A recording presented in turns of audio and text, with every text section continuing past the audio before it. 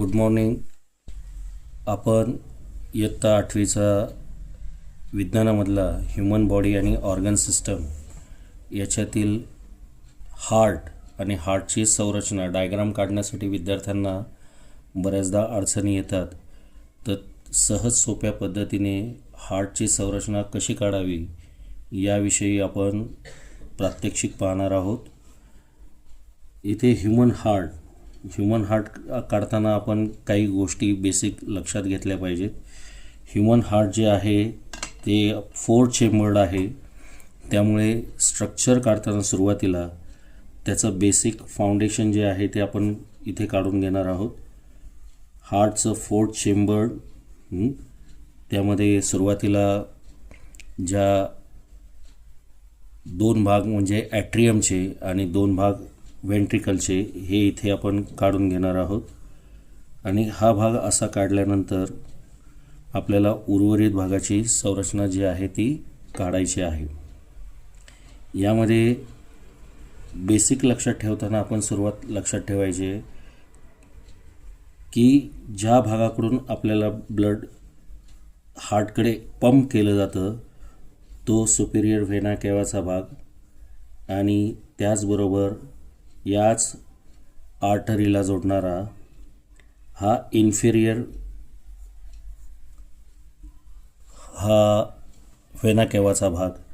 या 2 भागातून ब्लड जे आहे ते आपल्या हार्टकडे पोचवलं जातं. हा सुपिरियर व्हेना केवाचा जो भाग आहे हा शरीराच्या वरच्या भागातील रक्त हार्टकडे आणण्यासाठी मदत करतो आणि इन्फिरियर व्हेना केवाचा भाग हा एक साधारणतः ॲबडॉमनच्या खालचा भाग पार्टमधलं ब्लड जे आहे ते ॲट्रियामध्ये आणण्यासाठी प्रयत्न करतो. त्यानंतर या हार्टचे आपल्याला 4 चेंबर पाहायला मिळतात. त्यातला हा आपण जो भाग काढतो आहे तो आहे राईट ॲट्रियम. राईट ॲट्रियममध्ये हे ब्लड घेतल्यानंतर इथे आपल्याला खालच्या दिशेने उघडणाऱ्या 2 इथे कस्पिड्स वॉल आहेत, झडपा आहेत. या झडपांमधून हे रक्त वेंट्रिकलमध्ये जातं आणि वेंट्रिकलमध्ये गेल्यानंतर इथे आपल्याला काही प्रमाणात पेरिकार्डियल मेम्ब्रेन पाहायला मिळतं आहे. हे पेरिकार्डियल मेम्ब्रेन देखील आपण इथे काढून घ्यायचं आहे. आणि हे राईट वेंट्रिकल इथे हे ब्लड पोहोचतं. राईट वेंट्रिकलमध्ये ब्लड पोचल्यानंतर आपल्या ज्या काही पल्मनरी आर्टरीज आहेत त्या पल्मनरी आर्टरीमार्फत हे ब्लड जे आहे ते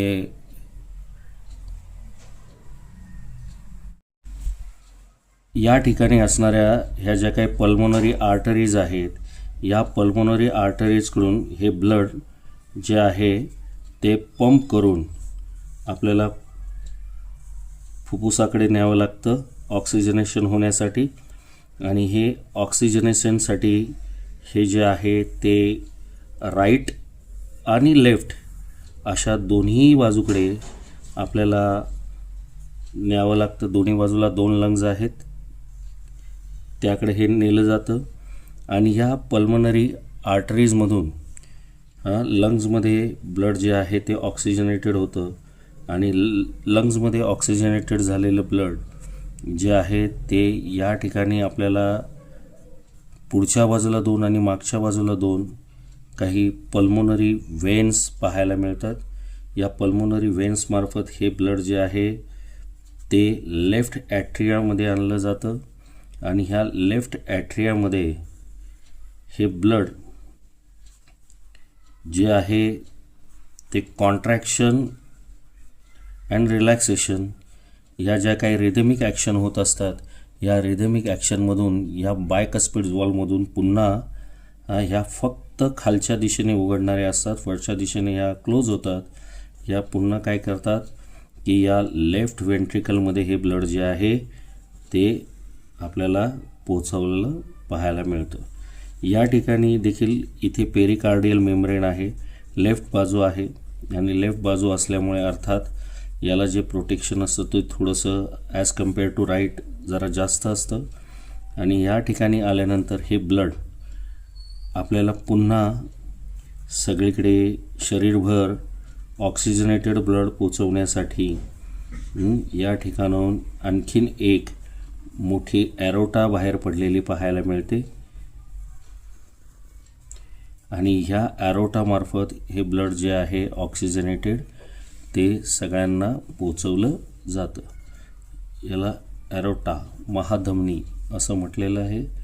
याला पल्मोनरी वेन्स दोन पुढच्या बाजूला असतात, दोन बॅक साईडला असतात.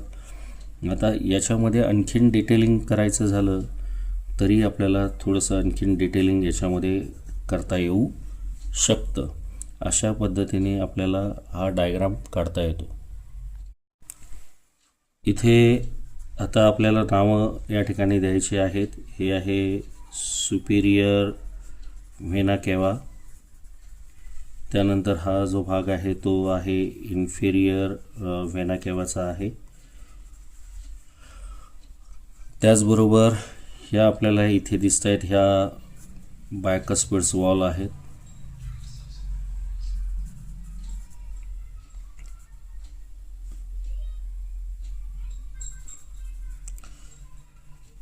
हा भाग जो आहे हा सगळा आपल्याला पाहायला मिळतोय.